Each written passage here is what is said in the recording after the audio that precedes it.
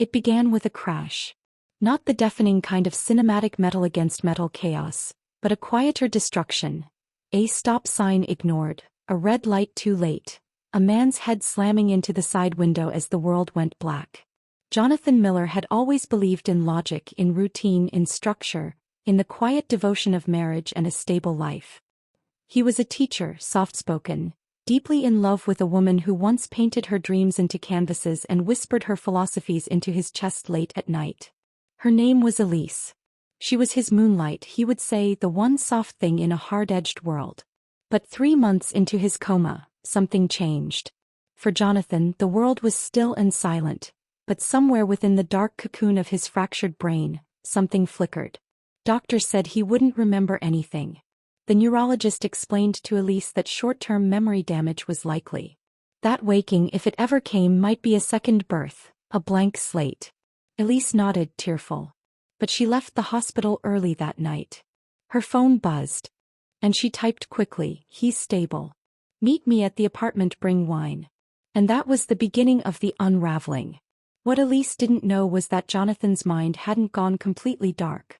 In the void of unconsciousness, his brain worked like a theater, a projector running on its own, splicing together sounds, voices, images, whispers he shouldn't hear, touches he shouldn't feel. He remembered things. Not dreams, but pieces of truth. A voice masculine saying her name. A laugh that wasn't his. A hand brushing her hip in the kitchen, the one he built for her. The mind, desperate to survive, sometimes records in strange ways. And Jonathan's mind, ever the quiet observer, had become a vault of betrayal. When he finally opened his eyes, the hospital ceiling above him looked like a different universe. Time had passed. Days and weeks he could barely move, but his eyes scanned slowly, recognizing nothing and everything at once. A nurse ran to call Elise. She arrived breathless, mascara smeared, clutching his hand like she hadn't once whispered someone else's name into her pillow. "John," she breathed. "You're back." He blinked. But deep inside, something else cracked open, because he remembered. Everything. The visits that came less often. The late-night phone calls. The lie she told the nurse once, "I'm his sister." The voice of the man who came with her one time. Thinking he wouldn't notice. And he didn't. Not then. But the brain is a fortress. And he had kept the keys. They took him home 2 weeks later. Weak, recovering but aware. Elise became his nurse, his caregiver, his weeping wife who kept saying how scared she had been. "I thought I lost you," she whispered one night, crawling into bed beside him. Her skin smelled different. Perfume she never used before. His fingers brushed hers. "I'm glad to be back," he said and smiled. But something had shifted. He no longer touched her with the same hunger. He watched instead. The way a scientist observes a subject. Elise didn't notice. She had already buried her guilt beneath weeks of practiced care. But guilt leaks. She became more affectionate. More accommodating. She laughed too loudly at his jokes. She cooked his favorite meals twice in a week. But one night he saw her cry in the kitchen alone, clinging to her phone. A message unsent. A name erased. He said nothing. One day he asked her, "Did you ever think about what you'd do if I never woke up?" She looked startled but recovered quickly. "Of course. I couldn't imagine it," he nodded. "Did you ever move on even a little?" She hesitated. "Too long." Then said, "No, John. I was with you every day." He smiled again. "I know." But every lie she told he remembered more clearly. He recalled the touch of another hand on her lower back. The way she whispered, "Don't worry. He can't hear." The way the man, Andrew, laughed, arrogant and unafraid, standing inches from Jonathan's sleeping body. Elise had thought it was harmless. Temporary. But betrayal doesn't need duration to take root. It only needs impact. And Jonathan had felt it from within his coma. It wasn't just cheating. It was abandonment. It was watching your life being replaced, piece by piece, while you were trapped in a tomb made of silence. And now he was free. And patient. Over the next month, he rebuilt himself, physically, mentally, strategically. He read her emails. Found the deleted threads. Messages like, "He's barely alive. I'm so tired of pretending." Pictures taken in their bed. Dinners with candles, wine glasses tilted like they once were with him. He didn't confront her. He planned instead. Because revenge, he realized, wasn't about fury, it was about precision. He waited until their anniversary. He planned a dinner. His favorite music. She wore red like she had on their wedding night. "Do you forgive me?" she asked suddenly, voice trembling, "for not being perfect while you were gone?" He looked at her. Then said, "Of course." And she cried into his shoulder. That night he kissed her like before. And the next morning he packed a suitcase. He left while she was in the shower. No goodbye, just silence. And a flash drive on the kitchen table, full of everything he remembered. Every audio. Every message. Every secret she thought he had missed. He moved to another city. Changed his number. He started over, not bitter but reborn. Because sometimes survival isn't just waking up. It's recognizing the truth when everyone thinks you've forgotten. And Elise, she called and cried. But Jonathan never answered. Because he remembered everything. And that was enough. But memory is a strange companion. Even in his new apartment. Minimal, sunlit, clean in a way that didn't echo anyone's laughter but his own. Jonathan found himself haunted not by what Elise did, but by the version of himself who had loved her blindly. That man still lived somewhere in his bones. The man who picked out her favorite flowers on Tuesday mornings. The man who knew her coffee order without asking. Who kissed the corner of her eye when she cried. Who built a bookshelf for her art books even though she never read them. Who believed in forever like a child believes in summer. That man had died in the hospital bed. But pieces of him still flickered in Jonathan's quieter moments. And Elise's voice still lingered, like a note that never fully fades. "I'm so sorry. I didn't mean for it to happen. I thought you were gone." But the truth was she hadn't waited for proof. She hadn't even waited for grief. She had mourned him like a widow and loved another like a bride. He wondered if she ever looked at Andrew the way she used to look at him. Wide-eyed, devoted, like the whole world shrank to just 2 hands and a heartbeat. Andrew. The man who touched Elise in front of his unconscious body. Jonathan remembered his voice, smug and careless, saying he's practically dead. Stop feeling guilty. Jonathan had replayed that phrase hundreds of times in his mind like a needle stuck in a groove. He thought of writing back. Of calling. Of burning it all down. But some revenges are best served with silence. And so he built a new rhythm. Morning runs by the river, late nights reading in the quiet. No pictures on the wall. No memories allowed. He taught again. Part-time at first. He told his students stories about history, about betrayal and power, about people who came back from the dead in more ways than one. They listened, wide-eyed, not knowing that every lecture was also a confession. Meanwhile, Elise unraveled. The flash drive had gutted her. She watched the videos in the dark, one by one, hands trembling. She heard herself lie. Heard Andrew kiss her neck. Saw Jonathan's eyelids flutter faintly in the background. Like a ghost watching his own funeral. She called his sister. Called his mother. "Where is he?" she asked, breathless. But no one knew. Jonathan had vanished like smoke. And that was the final blow. Not the affair. Not the guilt. But his silence. His refusal to rage. His ability to erase her completely. Because there's nothing more terrifying to someone who betrayed you than your calm. Elise had thought she'd be punished. That she'd get tears, slamming doors, shouted curses, something, anything, that confirmed he still loved her enough to hurt. But he didn't. He just left. He healed in peace. And that peace burned more than any revenge. She began drinking again. Just a little. A glass before bed, then 2. She stopped painting. Sold the easel. The apartment felt too big now. The bed colder. She missed his silence, even the way he used to hum while brushing his teeth. And at night she reread their old texts. The ones where they planned vacations that never happened, talked about names for kids they never had. She whispered his name into her pillow like a prayer. But he never came back. Because Jonathan had made a vow, one stronger than the vows she had broken. "I will never give anyone the power to bury me again." So he stayed away. Even when he saw her name pop up in his inbox. Even when she sent one final message that read, "I'm pregnant, please talk to me," he paused. Then for the first time his heart raced. Was it his or Andrew's? Or a lie born from desperation? He didn't reply. He waited. And 2 weeks later she sent another message. I made it up. I just wanted you to care. That was the last he ever heard from her. Years passed. Jonathan moved again and changed cities.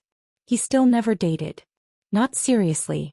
Because trust, once shattered, doesn't rebuild like bone. It scars differently. But he lived. He found peace not in forgetting, but in remembering without pain. And sometimes, when the wind was just right and the sky turned gold in the evening, he whispered thank you. Not to Elise. Not to Andrew. But to himself. For surviving. For watching from the darkness and choosing, once he woke, to rise. It was a crisp October morning when Elise finally saw him again. She had driven 3 hours, no map, just rumors. She'd heard from someone, a former colleague at the university, that Jonathan was lecturing at a small liberal arts college in Vermont. Something about trauma and literature. The irony wasn't lost on her. Of course he would teach others how to survive stories that tried to kill them. She parked outside the red brick building, hands shaking on the wheel. She had no plan. Just the ache that had metastasized inside her over the years. Guilt, yes. Regret, definitely. But also something worse. The desperate hope that if he saw her, really saw her, he might still remember the part of her that had loved him. Before Andrew.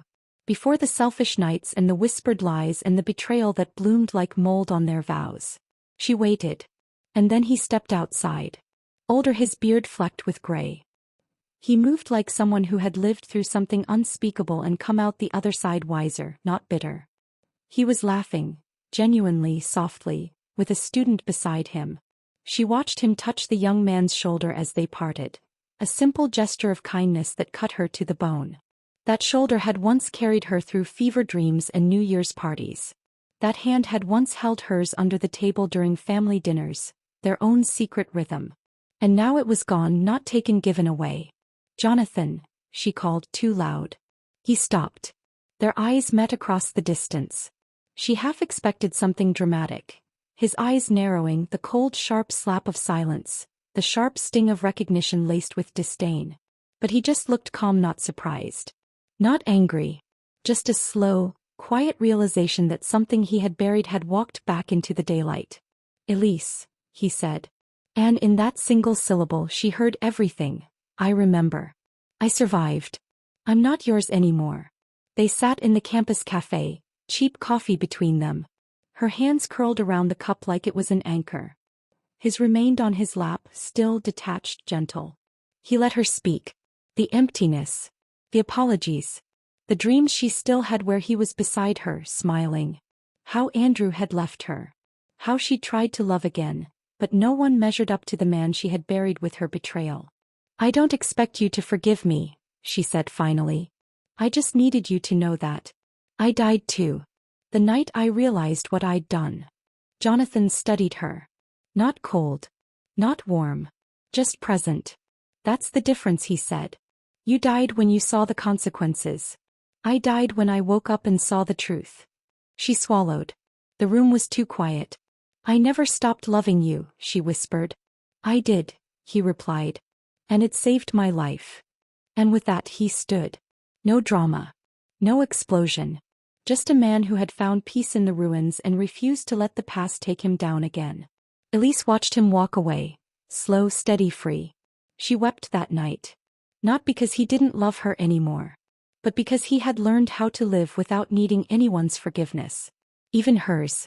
Jonathan never looked back. He drove home, rolled down the windows and let the wind take what little remained. And in that fading autumn light, with the trees burning orange and gold like a final tribute to a life left behind, he smiled. Not because he won, but because he didn't lose himself. The first snow arrived in silence. Jonathan watched it fall from his window, wrapped in a sweater that no longer smelled of anyone else. For the first time in years he wasn't waiting for a call, or a knock at the door, or a memory to ruin his evening. The world was quiet, and for once he didn't fear the quiet. He welcomed it.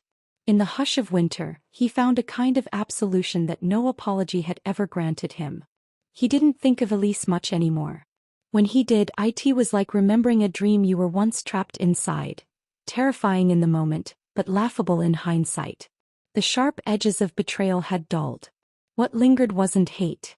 It wasn't even grief. It was indifference. And that in itself was a victory.